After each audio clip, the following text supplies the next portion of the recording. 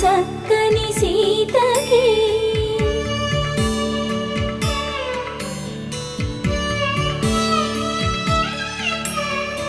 ఎర్ర జాబిలి చేయి రాముడేడని అడుగుతుంటే